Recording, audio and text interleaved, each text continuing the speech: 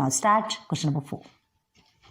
At the start of a year, there were rupees 24,000 in a saving account. Starting year में कितना था?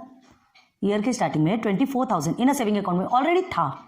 ठीक है, वो 24,000 सेविंग अकाउंट में स्टार्टिंग ऑफ द ईयर था. अब देखो आफ्टर एडिंग रुपीज 56,000, उसमें कितना ऐड किया? क्या अगेन उसमें 56,000 टू दिस. ठीक है, then entire amount was invested in the bank. मतलब जो आपका ऑलरेडी 24,000 था उसमें से 56 और ऐड किया गया उसमें, एंड उसके बाद फिर पूरे अमाउंट को फिर से इन्वेस्ट किया गया बैंक में. Okay, at 7.5% compound interest. किसके बेस पे? 7.5% कंपाउंड इंटरेस्ट. देखो कितना घुमा के आपसे क्वेश्चन पूछा. चाहता तो वो डायरेक्ट आपको प्रिंसिपल बता सकता था. ठीक है, डायरेक्ट आपको प्रिंसिपल बता सकता था, लेकिन क्या बताया उसने कि सेविंग ऑलरेडी उसके में 24,000 था, उसने 56,000 और ऐड किया. दोनों को प्लस करके डायरेक्ट प्रिंसिपल भी बता सकते. वो चेक करना चाहते हैं कि आप यहाँ करते क्या है, आपको क्या समझ में आ रहा है. यहाँ अभी इतने बेवकूफ तो है नहीं, बस हम प्लस कर लेंगे, हमको समझ में आ जाएगा कि हमारा टोटल प्रिंसिपल कितना है. ओके, 24,000 एंड 56,000 को प्लस करेंगे, हमारा प्रिंसिपल निकल आएगा. और ये सब को फिर से ऐड करके फिर से क्या कर दिया उन्होंने, जिसने भी है, जो भी पर्सन है. ठीक है, 7.5% कंपाउंड इंटरेस्ट के बेस पे इन्वेस्ट कर दिया. आके देखिए, what will be the total amount after 3 years. सिर्फ अमाउंट पूछा है, कुछ भी नहीं पूछा है. आफ्टर 3 ईयर्स टोटल अमाउंट कितना है. मतलब समझ लीजिए कि 24,000 और 56,000 को प्लस करने के बाद जितना भी आता है, ठीक है, वो आपका प्रिंसिपल हो गया. और आपको क्या निकालना है? Total amount. प्रिंसिपल आपको पता है, प्रिंसिपल पता है, रेट ऑफ इंटरेस्ट पता है. ठीक है, टोटल अमाउंट हम निकाल सकते हैं. अमाउंट का फॉर्मूला तो मालूम है आपको. क्लियर है? तो चलो सबसे पहले हमको क्या बनाना है, सॉल्यूशन देखते हैं. सॉल्यूशन में सबसे पहले हम निकालेंगे principal. Okay, P is equal to principal होता है. तो प्रिंसिपल में हम क्या क्या लिखेंगे? देखो, स्टार्टिंग ऑफ द ईयर कितना था उसके पास? 24,000 एंड रुपीज लिखते हैं. और क्या था, कितना ऐड किया उसमें उन्होंने? कितना ऐड किया? 56,000. ओके, 56,000.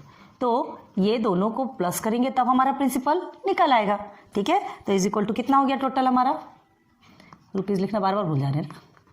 रुपीज, ये 0 0 0, ये तो आपका आ गया. ये ऑलरेडी आपका 0 एंड दिस इज 7 8 हो गया. 80,000 मिल गया आपका प्रिंसिपल. चाहता तो वो डायरेक्ट 80,000 स्टार्टिंग में बता सकता था, इतनी मगजमारी करने की जरूरत नहीं थी, है ना. पर ऐसा है, क्वेश्चंस आपको टाइप्स ऑफ नहीं दिए जाएंगे तो आपको कैसे समझ में आएगा कि हम कितने शार्प माइंडेड हैं, है ना. हर चीज दी जाती है और हर चीज आपको करना कंपलसरी होता है, तभी तो आपको समझ में आएगा ना. अलग अलग तरह से आपको क्वेश्चन दिए जाएंगे, अलग अलग तरह से आप सॉल्व करेंगे, तभी आप क्या कर सकते हैं. जितना बेसिक आपका क्लियर होगा उतना ही आप आगे बढ़ेंगे, उतना फ्यूचर आपका ब्राइट होगा. क्लियर है? तो चलो, प्रिंसिपल हमको मिल गया 80,000. अब हमें क्या चाहिए? Rate of interest. तो रेट ऑफ इंटरेस्ट तो ऑलरेडी गिवन है. रेट ऑफ इंटरेस्ट कितना है आपका? 7.5%. क्लियर है? अब देखिए टाइम आपका क्या है? टाइम को हम एन में डिनोट करते हैं, जनरली स्मॉल एन में डिनोट करते हैं. ठीक है, टाइम आपको 3 ईयर्स गिवन है. Okay, 3 years. अब देखिए क्या है क्वेश्चन में. चलिए, what will be the total amount after 3 years. ठीक है, तो क्या निकालना है?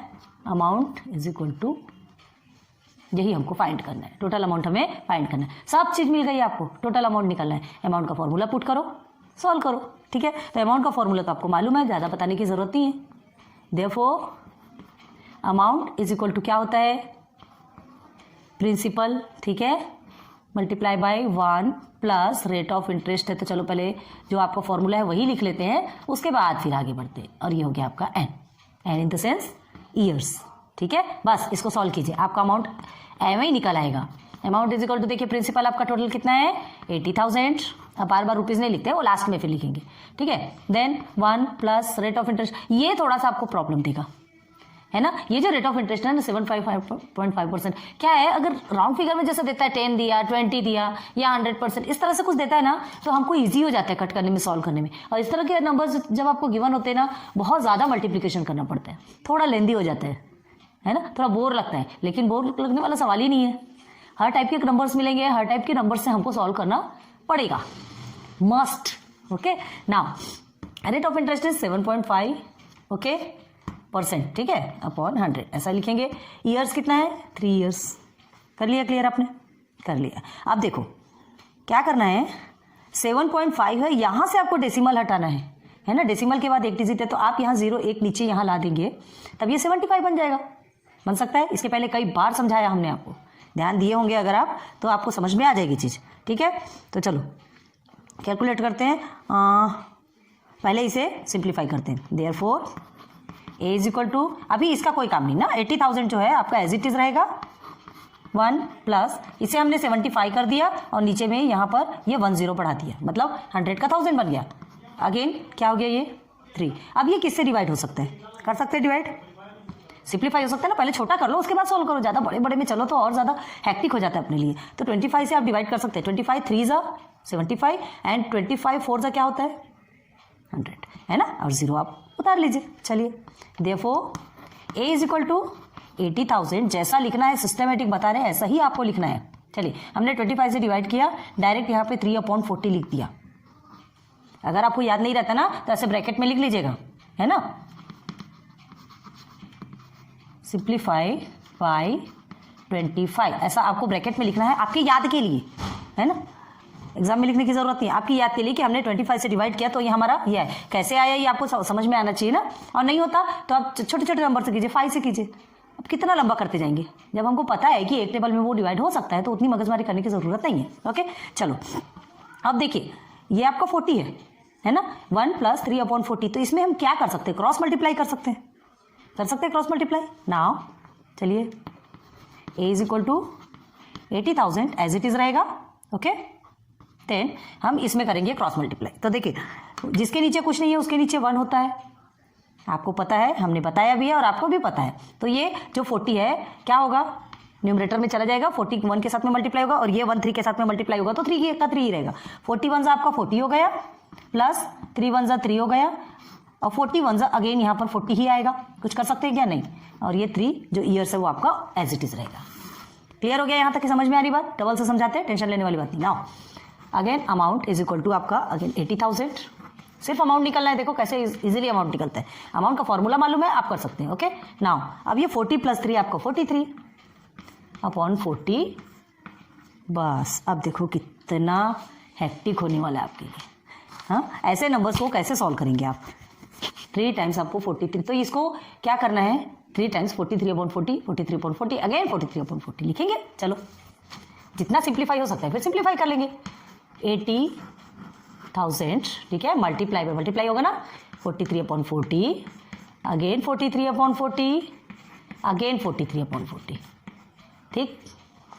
अब ये सिंप्लीफाई हो सकता है, 1 2 3 0 कट गया, 1 2 3 0 कट गया, कितना बहुत ज़्यादा हेक्टिक हमारी खत्म हो गई। ठीक है अब हमें क्या करना है, 4 से जा सकता है ना, 4 1 4 अगेन 4 2 8 एंड ये 0 एंड 4 1 4 4 5 20, है ना, बहुत सारी चीज़ें कट गई, सिर्फ यहाँ पे नीचे में एक 4 बचा है और ये सब कुछ बचा है। अब इसे तो कुछ कर नहीं सकते तो फिर से इसे नीचे लिख दीजिए, amount is equal to 5 multiply by 43, है ना, multiply by 43 again multiply by 43 upon में क्या आएगा आपका 4।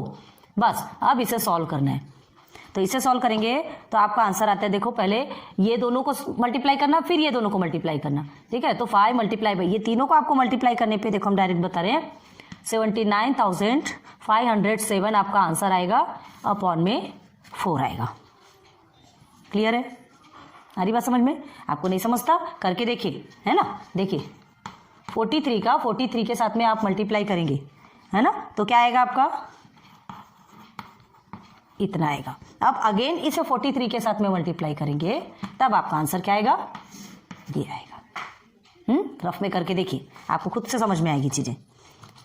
क्लियर हो गया, चलिए अब ये 43 का 3 टाइम्स हमने मल्टीप्लाई किया, ये आया। अब हमें क्या करना है, कहीं से भी सिंप्लीफाई होता क्या, नहीं होता, ये इवन नंबर है ये ऑड नंबर है, नहीं होता। तो हमें क्या करना है, देखो 5 के साथ में अगर मल्टीप्लाई करते हैं तो टोटल कितना आता है, ठीक है, 5 के साथ मल्टीप्लाई किया 3,97,535 अपॉन 4, ये आपका आंसर आएगा। ठीक हो गया कंप्लीट, ये आपका अमाउंट निकल गया। ऐसे ही अमाउंट निकलता है क्या, टोटल अमाउंट आपको निकालना है ना, टोटल अमाउंट निकालना है तो 4 से इस सबको डिवाइड करेंगे, है ना, 4 से आप डिवाइड करेंगे तो आपका अमाउंट क्या निकलता है, ऑलरेडी हमने किया हुआ है तो आपको यहाँ बता रहे हैं, फिर देखो सॉल्व करके भी दिखाते हैं। 99,383.75 रुपीज़, ये आपका आंसर निकलेगा। हमको जो अमाउंट आपको जो पूछा गया था ना, है ना, व्हाट इज इस अमाउंट, उसका अमाउंट कितना है, टोटल अमाउंट कितना है, ये आपका निकल गया टोटल अमाउंट। क्लियर है? तो इसमें आंसर क्या लिखेंगे? देयरफॉर द टोटल अमाउंट कब? After 3 years. After 3 years, 3 years के बाद में टोटल अमाउंट क्या होगा? ₹99,383.75। क्लियर हो गया? ठीक है, क्लियर समझ में आए? अब देखो आपको बताते हैं, ये 4 से आपको क्या करना है, इसे डिवाइड किया था हमने तो ये आया, नहीं समझ आ रहा होगा, यहीं पे डिवाइड करके आपके सामने डिवाइड करके दिखाते हैं। चलिए, ज्यादा कुछ करना नहीं, यहां से आप कट करके भी डिवाइड कर सकते हैं डायरेक्ट। ठीक है, 4 से ये 39 है तो क्या कर सकते हैं, आप ये 4 से डायरेक्ट इसे डिवाइड करेंगे तो क्या होता है, 9 4 जा 36 होता है, यहाँ पे फिर 3 बचेगा, फिर उसके बाद फिर 8 जा फिर 9 से करेंगे, फिर 36 में कर सकते हैं। ठीक है, 2 टाइम्स में 9 से कर सकते हैं। देखो 9 से, फिर से 9 से 36 करोगे तो आपका फिर से 1 बचेगा, फिर उसके बाद 4 3 जा 12 करेंगे, 4 3 जा 12 करने के बाद फिर आपका कितना बचता है, 3 बचता है। ठीक है, 12 में 3 बचेगा तो उसके बाद फिर क्या करेंगे, 4 8 जा 32 और फिर 1 बचेगा। ठीक है, 1 बचेगा तो 4 3 जा 12, अब फिर आपका कितना बचेगा, 3 बचेगा, है ना। तो हम 0 लगाएंगे डेसिमल के बाद, तो क्या करेंगे, 4 से 1 जा 28। ठीक है, 28 हुआ, और 28 के बाद फिर आपका 2 बचेगा, तो एक 0 लगाएंगे तो 4 5 जा 20। कर सकते हैं? क्लियर? हाँ, अब ये डिवाइडेशन आप कर सकते हैं, कोई हार्ड नहीं है। ठीक है, ये पॉइंट नहीं है, ये डेसिमल नहीं है, ये आपका नंबर है। तो चलिए, आज आपका ये क्लियर हो गया, इजी है, हार्ड नहीं है। बस 7.5 में ये थोड़ा सा हेक्टिक हो जाता था हमारे लिए, यहाँ थोड़ा सा मल्टीप्लिकेशन में आपको थोड़ा समझना पड़ेगा, बाकी तो कोई उतनी प्रॉब्लम वाली बात नहीं है। अब ये क्या है, किसी चीज से कट नहीं होता, तो जो चीज नहीं होती तो हमको करना ही पड़ता है, नो एनी ऑप्शन। और आप कैलकुलेटर का तो यूज कर ही नहीं सकते, आपको मल्टीप्लिकेशन ही करना है। So please 1 time 2 time 3 time 4 time आप बार बार प्रैक्टिस अपने घर में ही कीजिए, ताकि आपको एग्जाम के लिए कोई भी प्रॉब्लम ना हो। ठीक है, क्या बार बार याद करने से नहीं, ये नंबर्स भी हमको याद हो जाते हैं। हाँ, समझ में आता है कि अरे हमने सॉल्व किया था तो ऐसा ऐसा आंसर आया था, कहीं तो भी अगर रॉन्ग हुआ ना, पट से आप पकड़ सकते हैं। क्लियर है? तो चलिए, इसे नोट डाउन कीजिए। सिर्फ अमाउंट पूछा था, आपने प्रिंसिपल वो अलग अलग नंबर्स दे दिया था, जिसको हमको प्रिंसिपल बनाना था, प्रिंसिपल हमने बना लिया, रेट ऑफ इंटरेस्ट मिल गया, ईयर्स मिल गया, अमाउंट हमको निकालना है, बस अमाउंट का फॉर्मूला पुट किया एंड टोटल हमने सॉल्व किया। नोट डाउन कर लीजिए।